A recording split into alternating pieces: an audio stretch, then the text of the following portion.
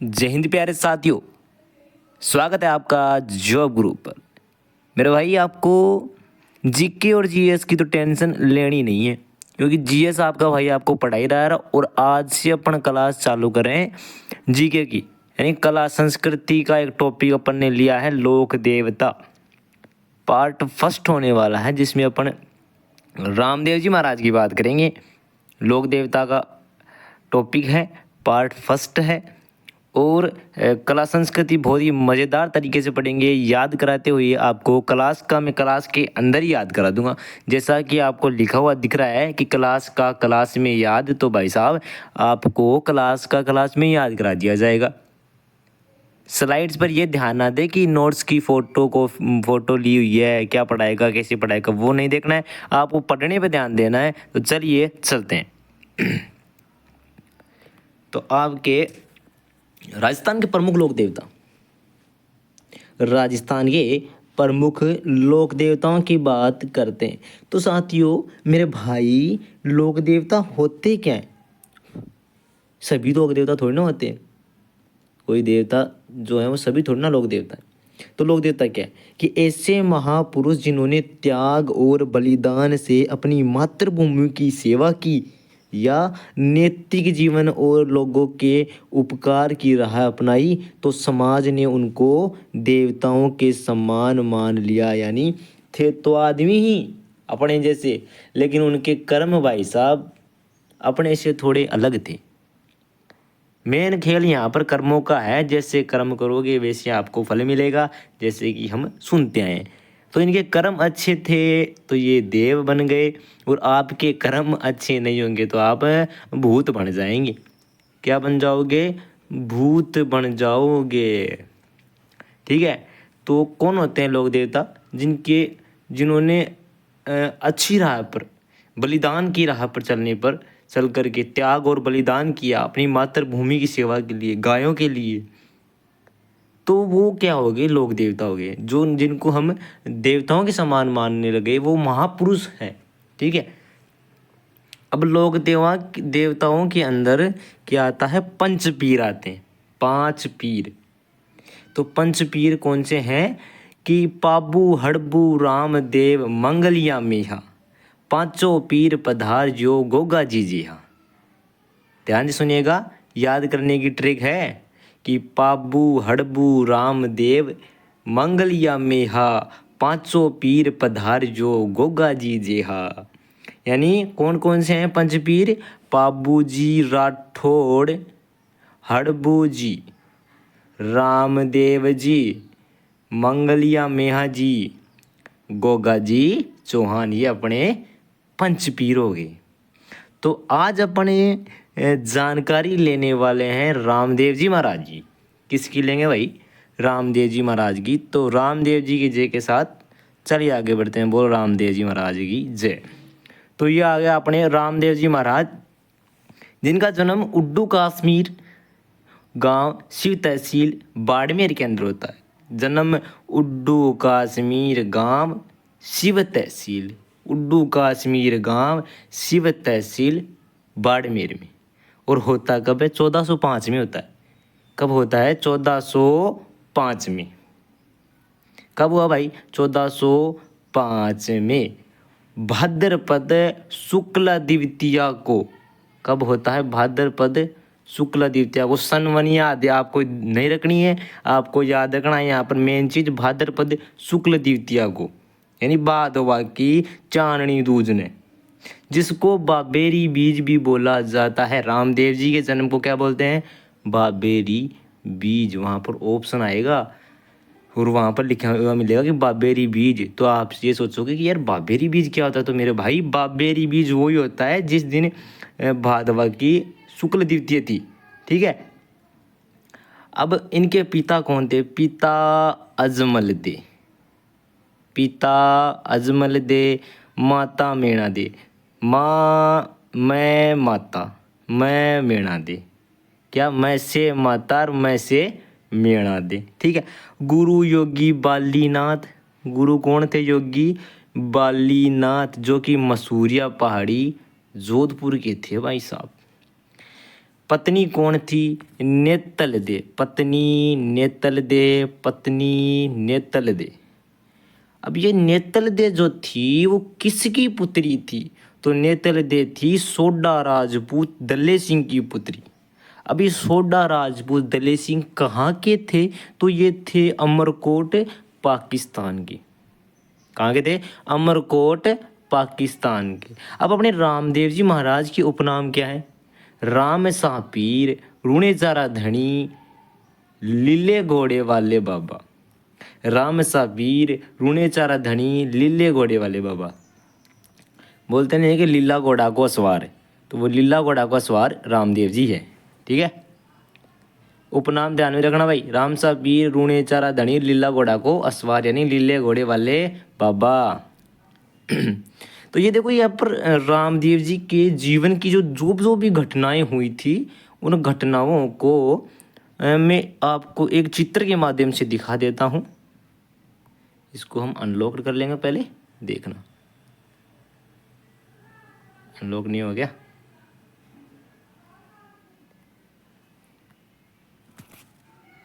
ये अपने रामदेव जी महाराज के जीवन की जो घटनाएं, ठीक है, इनको हम क्रम से पढ़ेंगे कि जन्म कब हुआ, गायों के लिए लड़े, कब उनके बहन उनके पास बोलती है कि मेरे का मन नहीं लग रहा है, कब उन्होंने समाधि ली, कब डाली बाई का साथ दिया, सब घटनाएं आपको इस चित्र में आपको दिखाई दे रही होगी।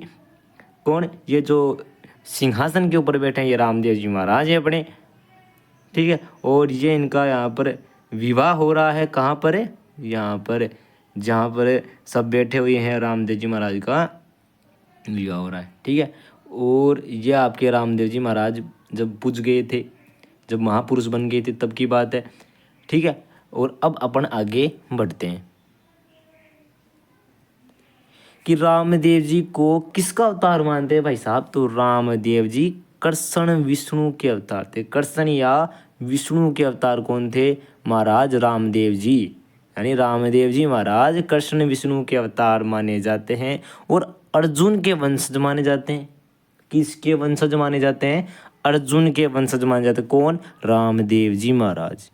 आप वहाँ ये कंफ्यूज भी मत होना कि अर्जुन के अवतार माने जाते हैं या कृष्ण के वंशज माने जाते हैं। नहीं, वहाँ पर यह ध्यान रखना है कि वो कृष्ण या विष्णु के तो अवतार थे और अर्जुन के वंशज थे। ठीक है, रामदेव जी ने बाल्यावस्था में सातलमेर गांव में एक राक्षस, कौन से राक्षस का नाम क्या था? भेरू राक्षस का वध किया और पत्नी नेतल दे, भाई वीरमदेव एवं बहन सुगना व लाछा के साथ यहाँ रहने लगे। कौन कौन रहने लगे?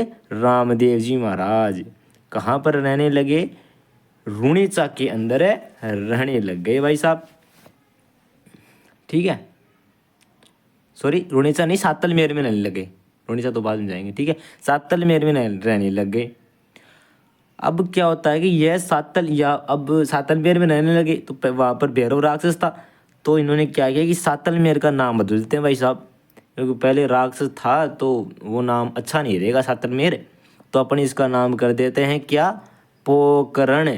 नाम क्या कर दिया? सातलमेर से नाम बदल करके पोकरण कर दिया। किसने कर दिया? रामदेव जी महाराज ने कर दिया साहब। ठीक है, अब क्या होता है, दिन बीतते गए और बहन सुगना बड्डी हो गई भाई साहब। तो बहन सुगना बड्डी हो जाती है तो बहन सुगना की शादी करनी पड़ेगी। अब शादी करने के लिए रामदेव जी सुगना के लिए वर देखते हैं और सुगना का विवाह किससे करा जाता है? बहन सुगना का विवाह पुंगलगढ़ के विजय सिंह से किया जाता है। पुंगलगढ़ के विजय सिंह के साथ बहन सुगना का विवाह कर दिया जाता है। अब बहन सुगना का विवाह कहाँ कर दिया जाता है? पुंगलगढ़। अब ये पुंगलगढ़ पड़ता कहाँ पर है? तो पुंगलगढ़ जो पड़ता है वो आपका बीकानेर में पड़ता है। अब पुंगलगढ़ चली गई बहन सुगना, वहाँ अब भाई की लाडली थी तो भाई की याद तो आएगी आएगी ना। तभी सुगना ने रोकर कहा, मैं वहाँ नहीं जा सकती, मेरा मन नहीं लगे। मतलब कि वहाँ पर चली जाती है और वहाँ पर मन नहीं लगता है। तभी रामदेव जी से सुगना, देखो रामदेव जी क्या कहते हैं कि बहन सुगना एक काम करते हैं, देख मैं तेरे साथ तो रह नहीं सकता, तो अपन ये करेंगे कि आप जो है पोकरण दहेज में ले लो, पोकरण दहेज में दे दिया, और आपको यहाँ पर गांव वाली फीलिंग आएगी, सासरे वाली फीलिंग आएगी नहीं, ठीक है। और आप यहीं पर रहो और आपका मन लग जाएगा। तभी बहन सुगना जो है वहाँ पर एक गीत गाती है कि क्यों प्रणादी माने हल्की थोराड़ा, मैं मारा वीर, मारा दुखड़ा मेटन बेगा आज्यो मारा वीर। क्यों प्रणादी मन हल्की धोरा में कठे हल्की तोराड़ा कड़े पुंगलगढ़ में मारो मन कौन लागे माने बेड़ा ले बात नहीं बेगा आज्यो। तो ये कारण जो रामदेव जी महाराज हैं इन्हें रोनेचा दहेज में दे दिया, ठीक है। अब क्या होता है कि मैं आपको ये बात बताऊँ कि जब हम छोटे थे तो रामदेव जी से संबंधित एक मूवी आया करती थी जिसमें गोविंदा जी ने किरदार निभाया था। तो उसमें एक गाना आता है कि बीरा मारा बेगा आज्यो रे, अब भेड़ा थारी लाडकड़ी। तभी रामदेव जी कहते हैं कि जो रामदेव जी के रूप में जो उसमें एक्टर होता है ना, वो बोलता है कि ए भेड़ा मारी मत चालियो परदेश। ये तो उसी के आधार पर फिल्म बनाई हुई थी, तो मैंने याद आ गया तो मैं आपको बता दिया। तो चलिए चलते हैं कि यहाँ आकर रामदेव जी कहाँ जाते हैं, रुणेचा चले गए, पोकरण तो दहेज में दे ही दिया। अब कहाँ गए भाई साहब, रामदेव जी रुणेचा आ गए। यहाँ आकर रामदेव जी व नेतले दे एक पेड़ के नीचे विश्राम कर रहे थे, आगे विश्राम कर रहे थे। तभी डाली बाई जो कि मेघवाल जाति की थी रामदेव जी के पास आती है, और आगे जा कर के वो जो डाली बाई थी वो रामदेव जी की धर्म बहन भी बन जाती है, ठीक है। डाली बाई मेघवाल जाति की जो नामक महिला थी रामदेव जी के पास आकर रोती है। तभी रामदेव जी पूछते हैं कि क्या हुआ भाई, क्यों रो रही है। तब रामदेव जी को बताते कि यहाँ पर इस रुणेचा के अंदर ये लोग जो हैं मेरे साथ छुआछूत का भेदभाव किया जाता है, क्योंकि मैं मेघवाल जाति की हूँ तो मेरे साथ छुआछूत का भेदभाव किया जाता है। तब रामदेव जी बोलते हैं कि ऐसा कुछ नहीं है, कोई किसी प्रकार का छुआछूत का आपके साथ भेदभाव नहीं किया जाएगा, मैं आपके लिए न्याय करूँगा और आज से आप मेरी धर्म बहन हो, ठीक है। फिर क्या होता है, वो यहाँ आकर रामदेव जी व नित्तलदेव पेड़ के नीचे बता दी मैंने ये बात, ठीक है। तभी रामदेव जी ने अछूतों का उद्धार करने के लिए एक पंथ चलाया कि भाई अपन ने इसको बहन बोल दिया तो बहन का फर्ज तो भाई का फर्ज तो अपने को निभाना पड़ेगा। तभी एक पंथ चलाते हैं जिस पंथ को बोलते हैं कामड़िया पंथ। इस कामड़िया पंथ को याद रखना, क्या बोलते हैं, कामड़िया पंथ कहा जाता है, जिसकी स्थापना रामदेव जी ने की रुणेचा रामदेवरा जैसलमेर में। आपका रुणेचा कहाँ पर है, जैसलमेर के अंदर है, ठीक है। कौन सा पंथ चलाया, कामड़िया पंथ चलाया। अब कामड़िया पंथ क्यों चलाया, तो वो चलाया अछूतों का उद्धार करने के लिए, ठीक है। रामदेव जी की शिष्या कौन थी भाई साहब, तो वो थी आई माता, जिन्होंने आई पंथ चलाया। अब गुरु जी ने कामड़िया पंथ चलाया तो शिष्या ने तो चलाए ही चलाए, तो क्या चलाया, आई पंथ चलाया। अब मैंने आपको बताया कि कामड़िया पंथ को ध्यान में रखना। तो कामड़िया पंथ को क्यों ध्यान में रखना, कि कामड़िया पंथ की स्त्रियां, जो ये पंथ है इस पंथ की स्त्रियां शरीर पर 13 मंजीरे बांध करके 13 ताली लोक नृत्य करती है। देखो नाम से स्पष्ट हो रहा है 13 ताली नृत्य, मतलब 13 मंजीरे बांध लेगी शरीर पर, और इस नृत्य को किया जाता है। कौन से नृत्य को, 13 ताली नृत्य को, जिसका प्रमुख केंद्र रुणेचा जैसलमेर में है। कौन सी महिलाएं करती है 13 ताली नृत्य, तो वो करती है कामड़िया पंथ की महिलाएं, जो 13 ताली लोक नृत्य करती है। बात करते हैं कि रामदेव जी के गीतों को क्या बोलते हैं, रामदेव जी का गीत की बात करेंगे तो रामदेव जी के गीत लोक देवताओं में सबसे लंबा गीत है भाई साहब। क्या है कि रामदेव जी का गीत लोक देवताओं में सबसे लंबे गीत हैं। याद रखने की बात है तो चलिए अंडरलाइन कर लेते हैं। अब बात कर लेते हैं कि रामदेव जी एकमात्र ऐसे देवता थे जो कवि भी थे जिन्होंने 24 वाणियाँ नामक ग्रंथ की रचना की। इम्पोर्टेंट बात है साहब, तो इसको हम इम्पोर्टेंट तो अंडरलाइन भी कर लेंगे। क्या है कि रामदेव जी एकमात्र ऐसे लोग देवता थे जो कवि भी थे, स्टार लगा लो भाई साहब यहाँ पर, जिन्होंने 24 वाणियाँ नामक ग्रंथ की रचना की। किसने की? रामदेव जी ने की। हड़बू सांकला रामदेव जी के मौसेरे भाई थे। आल्यो साहब कर लो बात। हड़बू सांकला कौन थे? रामदेव जी के मौसेरे भाई थे। हड़बू सांकला के बारे में अपन आगे बात करेंगे अगली क्लासों में, ठीक है। रामदेव जी का मंदिर देवरा कहलाता है। अब देवरा क्या होता है साहब? तो देवरा होता है रामदेव जी का मंदिर जो रुणेचा रामदेवरा में रामदेव जी का प्रमुख सबसे बड़ा मंदिर है। सबसे बड़ा देवरा कहाँ पर है? रुणेचा में। कहाँ पर है? रुणेचा में। अब नेजा क्या होती है? नेजा होती है मंदिर की 5 रंगों की जो ध्वजा होती है ना, जो झंडा लगा हुआ होता है। कहाँ पर है? मंदिर के ऊपर जो 5 रंगों वाली ध्वजा होती है उसको बोलते हैं नेजा। अब जातरू क्या होते हैं? तो जो पैदल यात्री जाते हैं ना उनको बोलते हैं जातरू। पैदल पैदल यात्री आवत हरे रामदेव जी मारा वीर। पगल्या किसको बोलते हैं? तो पगल्या बोलते हैं चरण चिन्ह जिनकी पूजा की जाती है। किनके चरण चिन्ह की पूजा की जाती है? रामदेव जी महाराज की चरण चिन्ह की पूजा की जाती है। अब एक नाट्य होता है रम्मत नाट्य। उस नाट्य को करने से पहले रामदेव जी के भजन गाए जाते हैं। याद रखना भाई साहब कि कौन से नाटक को करने से पहले रामदेव जी के भजन गाए जाते? तो रम्मत नाट्य को करने से पहले। रामदेव जी मंदिर का निर्माण सन 1931 में बीकानेर के शासक गंगा सिंह राठौड़ ने करवाया। गंगा सिंह राठौड़ ने रामदेव जी के मंदिर का निर्माण करवाया। रामदेव जी मंदिर का निर्माण किसने करवाया? गंगा सिंह राठौड़ ने। अपने बात हो गई है रामदेव जी महाराज की। अब रामदेव जी के प्रमुख मंदिर कहाँ कहाँ पर हैं? कौन कौन से मंदिर है? रामदेवरा तो इनका प्रमुख मंदिर रामदेवरा कहाँ पर है? रुणेचा के अंदर। रुणेचा कहाँ पर है? जैसलमेर में। भारत में रामदेव जी का सबसे बड़ा मंदिर यानी इंडिया का सबसे बड़ा मंदिर रामदेव जी का कहाँ पर है? तो वो है रुणेचा में। कौन सा है? रामदेवरा। अब बात कर लेते हैं दूसरा प्रमुख मंदिर मसूरिया पहाड़ी के अंदर। अब मसूरिया पहाड़ी कहाँ पर है? जोधपुर, जो कि गुरु योगी बालीनाथ की समाधि यहाँ पर है।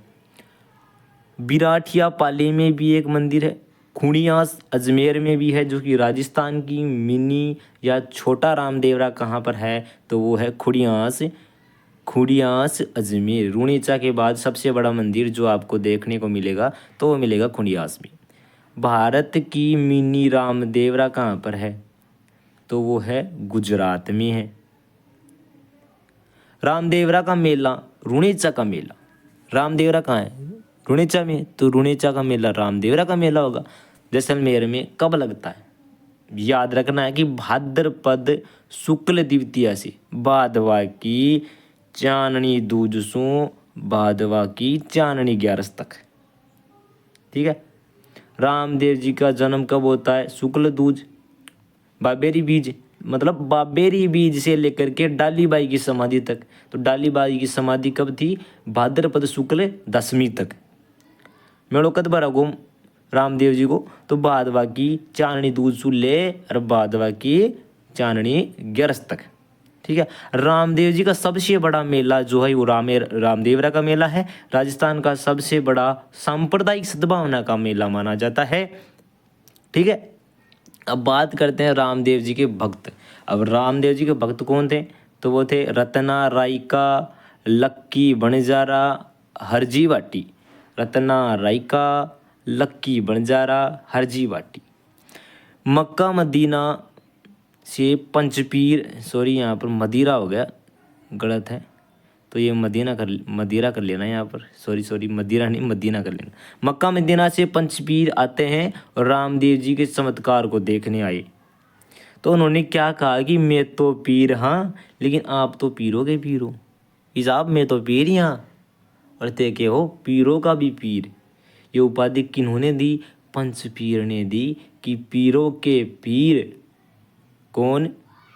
रामदेव जी की उपाधि मक्का मदीनों से आए पंच पीरों ने दी। तभी तो पीरों के पीर बोला जाता है। किनको? रामदेव जी को। किन्होंने कहा? पंच पीर है कि साहब मैं तो पीर ही यहाँ अर्थे के हो, पीरा का भी पीर हो। आराम से मारवाड़ी में पढ़ो यार। पंच पीपली नामक पेड़ के नीचे खड़े हुए थे कौन? ये पीर, पंच पीर। अब बात करते हैं शुद्धिकरण परावर्तन आंदोलन आता है यहाँ पर। कुछ लोगों ने हिंदुओं को मुस्लिम बनाया, लेकिन रामदेव जी ने उनको पुनः हिंदू बनाकर उनका शुद्धिकरण कर दिया। शुद्धिकरण करने का मतलब उनको मुसलमान बना दिया गया था और वापस उनको पुनः हिंदू बना दिया गया, जिससे वो शुद्धिकरण हो गया। ठीक है। अब रामदेव जी की समाधि की बात करते हैं तो रामदेव जी की समाधि सन 1458 ईस्वी में रूणेचा जैसलमेर के अंदर रामदेव जी की समाधि सन 1458 ईस्वी में रूणेचा जैसलमेर राम सरोवर झील की पाल पर। कहाँ पर है? राम सरोवर झील की पाल पर। एक बात बता दूं कि इन्होंने जीवित समाधि ली थी। कैसी समाधि? जीवंत समाधि। अब ब्यावले क्या होता है? व्हाट इज दिस ब्यावले? ब्यावले क्या होता है? ब्यावले होता है रामदेव जी भक्तों द्वारा गाए जाने वाले गीत, तो वो क्या कहलाते हैं? ब्यावले। क्या बोलते हैं? ब्यावले।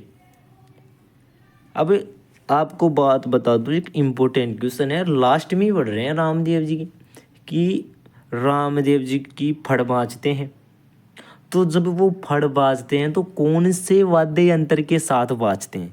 तो वो बाजते हैं रावण हत्ता वाद्य यंत्र के साथ। रावण हत्ता के साथ किस लोक देवता की फड़ का वाचन किया जाता है? तो वो किया जाता है रामदेव जी महाराज की फड़ का वाचन।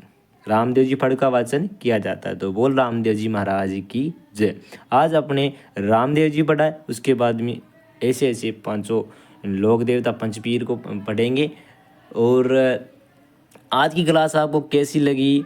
जैसे मैं आपके लिए मेहनत कर रहा हूँ वैसे ही आप क्लास को शेयर करें, लाइक करें। अगर कोई सब्सक्राइब नहीं किया है तो भाई साहब सब्सक्राइब भी कर लीजिए। जय हिंद।